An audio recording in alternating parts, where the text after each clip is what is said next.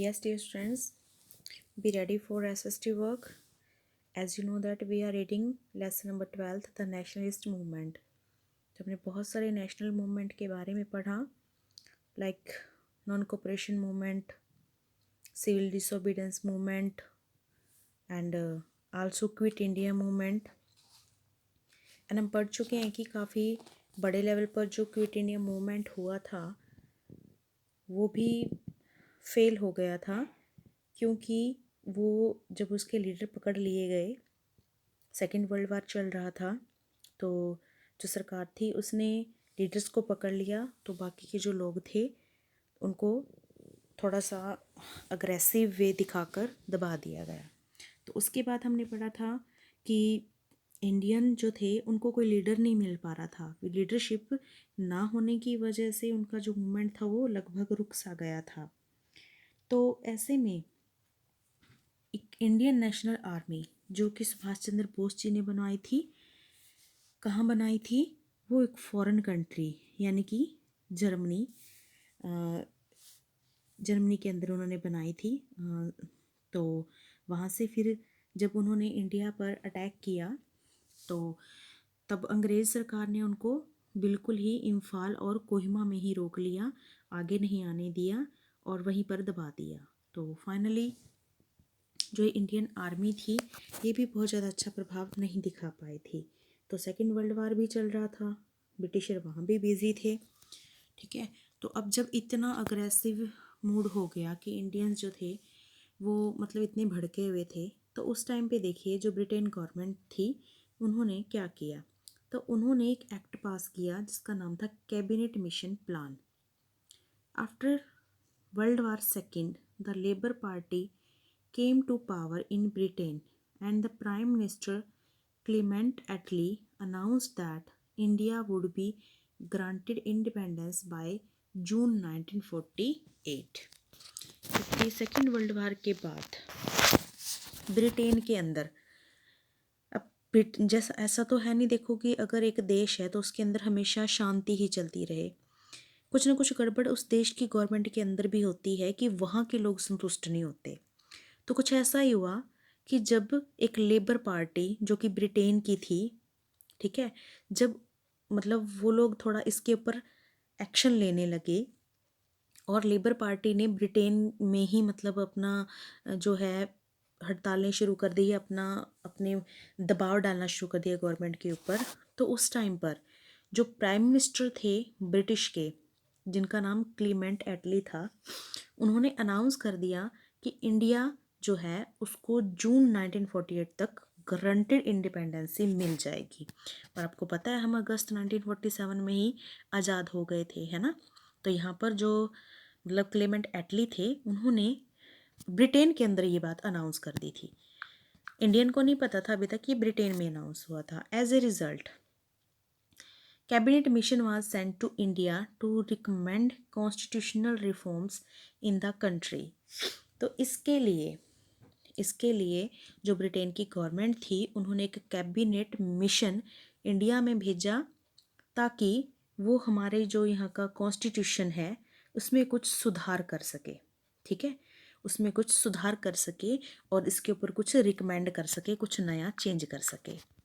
The mission recommended the institution of a constituent assembly so that India's own constitution can be drawn up।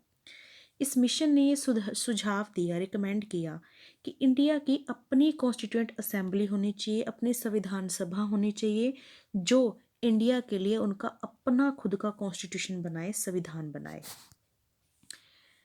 Moreover it provided for the formation of N interim government which would look oversee the transferring of power। इसके अलावा उसने एक और recommendation दी कि एक इंतरिम government बनाई जानी चाहिए जो कि जब तक संविधान नहीं बन जाता तब तक वही सरकार ही क्या करेगी, मतलब जो संविधान सभा बनाई जाएगी उसको पावर मिलनी चाहिए, कितनी, एक इंतरिम सरकार की, ठीक है। और वो इंतरिम सरकार ही तब तक रूल चलाएगी जब तक कि कॉन्स्टिट्यूशन बनकर तैयार नहीं हो जाता। क्योंकि कॉन्स्टिट्यूशन बनने के बाद तो गवर्नमेंट उसके अकॉर्डिंग चलनी है ना। तो तब तक कोई सिंगल पर्सन अपना मोनार्ची रूल सेटअप ना कर ले, इसलिए जो सिस्टम था वो ऐसे बनाया गया कि एक कॉन्स्टिट्यूंट असेंबली बनाई जाए, खुद का कॉन्स्टिट्यूशन लिखा जाए और पावर उसी के हाथों में दे दी जाए, इंतरिम गवर्नमेंट के हाथों में, जो कि उस वक्त कंट्री को चलाएगी। Subsequently it was formed in 1946 with members from both the Indian National Congress and the Muslim League. Finally 1946 में कॉन्स्टिट्यूएंट असेंबली बनाई गई, जिसमें इंडियन नेशनल कांग्रेस यानी कि इंडियन लोग भी शामिल हुए और द मुस्लिम लीग के भी मेंबर शामिल हुए और वो बैठकर संविधान लिखने लगे। Direct action, the Muslim league called for direct action in 1946 in order to achieve their demand for a separate state of Pakistan. तो मुस्लिम लीग ने 1946 में अपनी डिमांड खड़ी कर दी, बोल दिया कि हमें एक सेपरेट स्टेट चाहिए पाकिस्तान, इसके लिए डायरेक्ट एक्शन होना चाहिए, हमें संविधान नहीं लिखना, हमें पहले अपना देश अलग चाहिए, अगर देश अलग होगा तो हम उसके लिए ही संविधान लिखेंगे। This led to communal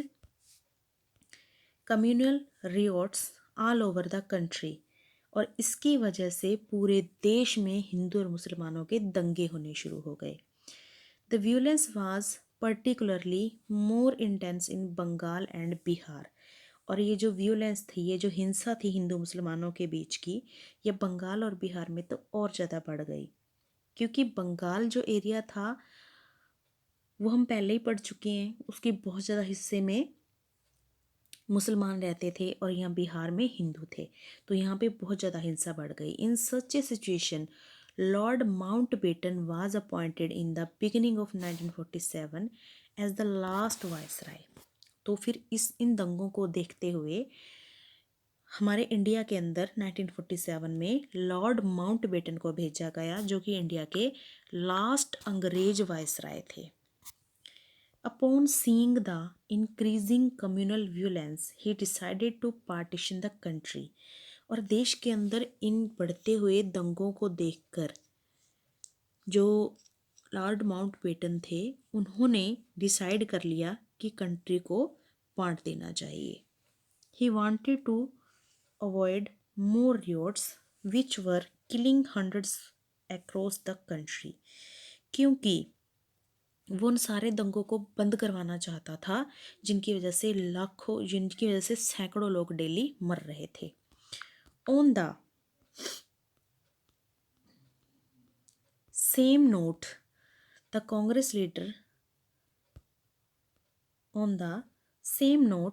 Congress leaders also reluctantly agreed to accept his decision. और उसकी इस बात पर कांग्रेस के लीडर भी एग्रीज हो गए कि उसके डिसीजन को मान लेना चाहिए। Soon the Indian independence act was passed which provided for freedom along with the partition of the country into India and Pakistan. तो फाइनली एक लास्ट एक्ट पास हुआ, इंडिया इंडिपेंडेंस एक्ट, जिसमें इंडिया को फ्रीडम मिली, लेकिन दो देशों के पार्टीशन के साथ, इंडिया और पाकिस्तान। इंडिपेंडेंस एंड पार्टीशन, अब देखो आज़ादी भी मिली और पार्टीशन भी हुआ, ठीक है। दस the India achieved independence on 15 August 1947 after more than 200 years of being a colony. लगभग 200 सालों तक एक गुलाम रहने के बाद 15 अगस्त 1947 को हमारा जो इंडिया था वो आज़ाद हो गया। The country was divided into two dominions, India and Pakistan. जो देश था वो दो पावर में बट गया, इंडिया और पाकिस्तान।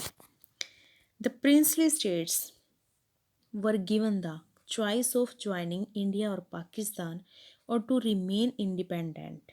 अब डियर स्टूडेंट्स, बाकी जो इंडिया था वो तो हो गया सारा, मतलब आज़ाद हो गया, जो ब्रिटेन के लोगों ने अपने हाथों में ले रखा था। बात आती है उस हिस्से की जो हिस्सा अंग्रेजों के हिस्से में था ही नहीं।